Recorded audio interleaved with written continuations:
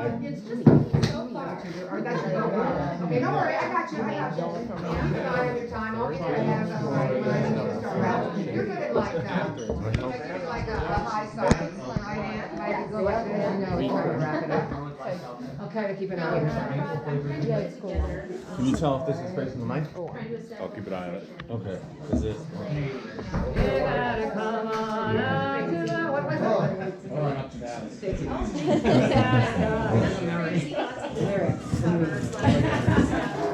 On the website, there's some that I'm hoping to put together. Yeah.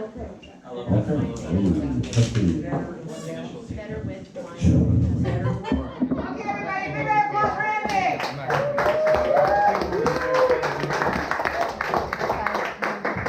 All right. So I'm just gonna set the tone right now and let you know that if you don't laugh, you're automatically racist. So we'll get that out of the way there. Okay, well, I guess I'm not racist. So my name's Anthony White, but I'm not. And I hear a lot about this white privilege, and I'm not quite sure what that is because I'm still waiting on mine. My last name is White, and I don't think it gets any whiter than that. So I hear a lot of the media talks about it. They like to pump it. White privilege this, white privilege that, but I have yet to receive it. So, in fact, I recently started thinking, well, if I wanted to have a family reunion, that would be the perfect setting to be able to use my last name, put that up, have some fun with it. But I realized I can't because it's white. Because if your last name is something more, I don't know, not white, Marlowe, Johnson, Williams, something like that, you can put like parking for Marlowe's only, or Williams are the best. Johnson's are number one. Now, I don't think it will quite give the same vibe if I were to put parking for whites only. Whites are number one. You know, I don't think the white privilege really exists. Because I can't have any, so it doesn't exist. I noticed you're drinking a dark beer. I love dark beer. Unfortunately, this one is not the darkest I've had, but it's so dark it comes with warrants.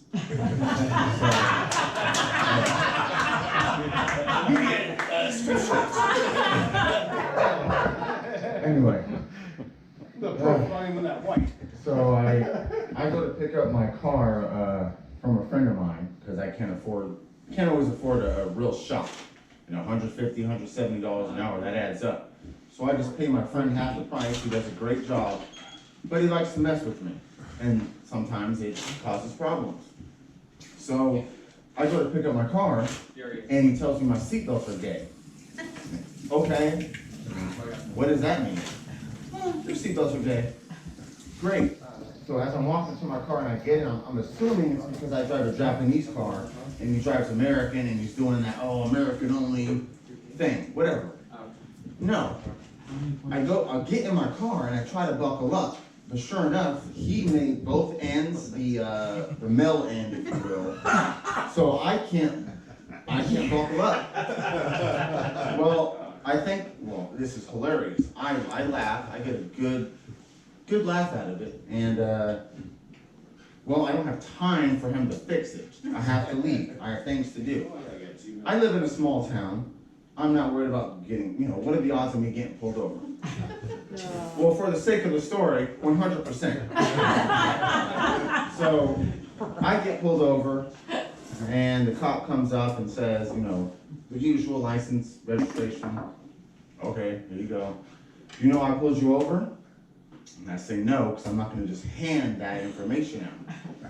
So he says, well, I pulled you over because you're not wearing your seatbelt. Is there any reason why we're not wearing our seatbelt today?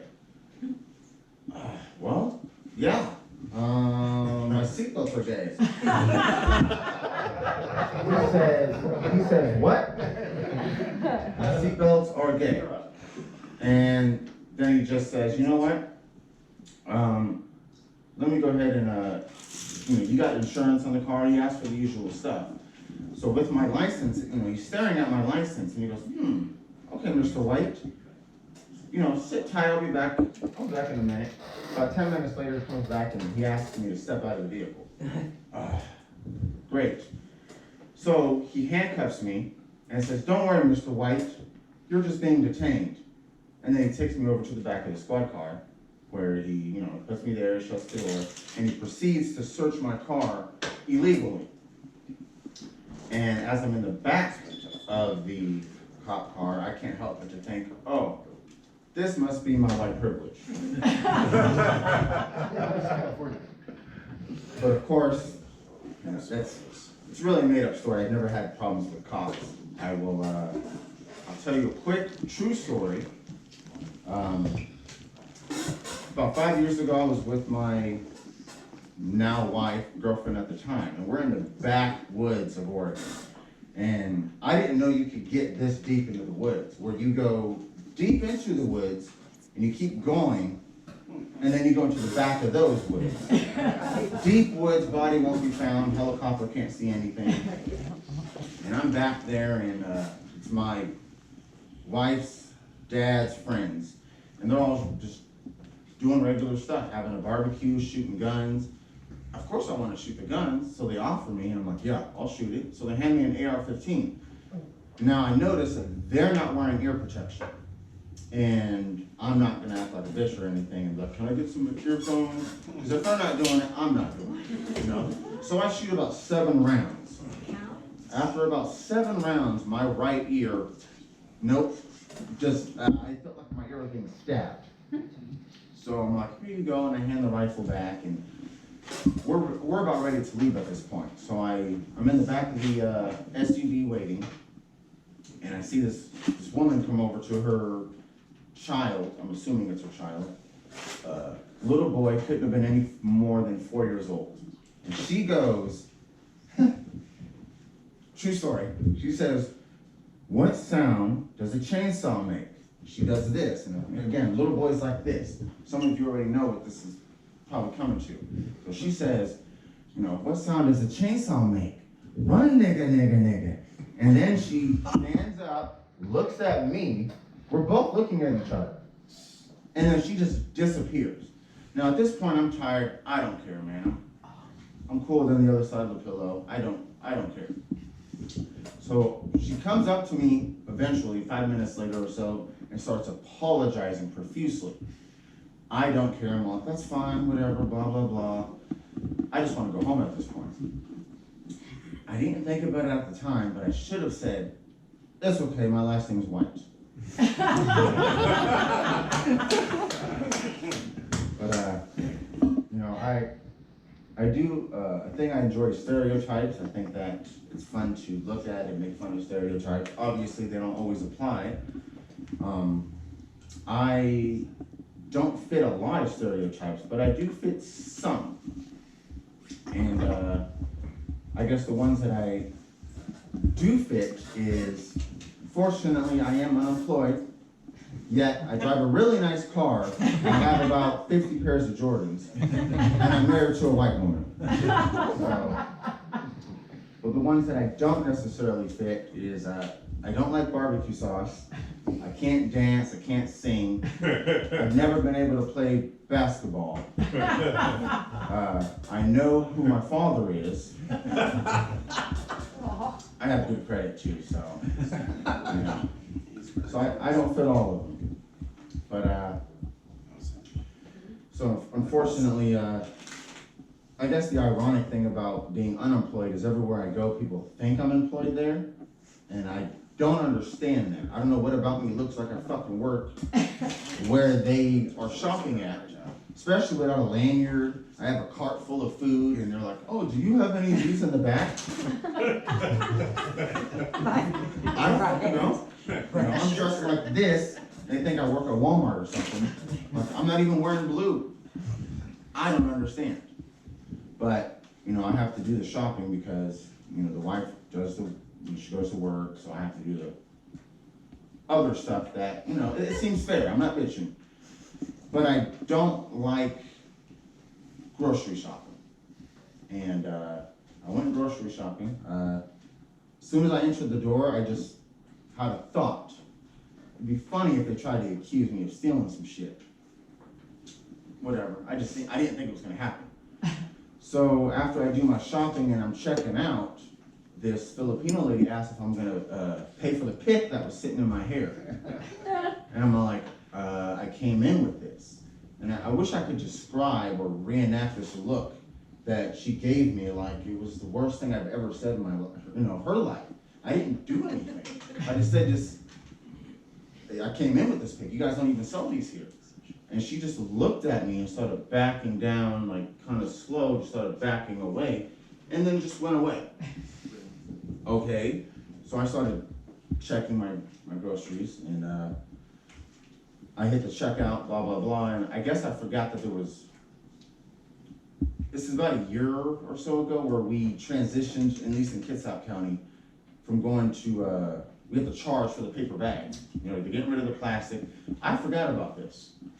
So this lady put me in a funk, as well as this bag situation that I forgot about. So I just threw all the groceries inside the cart and threw the cart in my car and drove off. I paid for the food. I wasn't gonna pay 10 cents or whatever, which is funny to think about, but I'm tripping over 20 cents, so I just take the whole shopping cart, which I did. I have the shopping cart at home, and the kid uses it as a thing for his toys. That happened. So I just, I'm pissed. I threw the cart in the car and I drive off. Well, I end up getting pulled over again. So I'm thinking, Jesus, this guy knows about there's no way they call the cops that quick, right? There's no way. So as I'm waiting for this cop to actually approach the vehicle, my car, just taking a sweet ass time. I decide I don't know what I'm gonna get out of this, but let's try to have some sort of fun. So I take my mask and I write BLM on it, and I put that on my gear shift. Thinking I don't know what this is gonna do, but I'm gonna get a ticket. So he comes up to the car and says, "All right, license, registration." I hand him my ID, my registration. I tell him, "Hey, my insurance is in my phone." He goes, "Don't worry about it." He goes, "Okay, Mr. White. Well, I pulled you over because I noticed you weren't buckled. Is there a reason why we're not buckled today?" Of course. Well, yeah, I can't buckle up.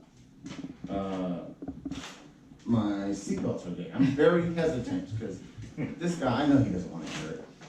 So I let him know my seatbelts are gay. He says, "Excuse me." And I know inside of my car it's kind of dark, so he is using a flashlight to look around. To me, that seems normal. So I saw that flashlight on that shopping cart. And then I did notice it on the BLM masks. So when I said I couldn't buckle up because my seatbelts are gay, I noticed a look in his face. So he says, "Oh, you know what, Mr. White, here's your ID. You have a good day." "Okay. Why? What's going on?" He says, "Listen, man, a black man, BLM mask, gay seatbelts, I don't want a part of this. I don't want anything to do with this. There's already enough things, you just have a good day." And I'm all like, "Okay, that sounds good." And as I'm about to drive off, he goes, "You know what? Consider it your white privilege." That's all I have to say.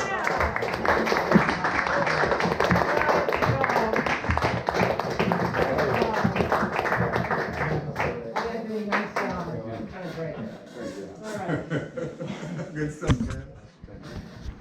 Mira.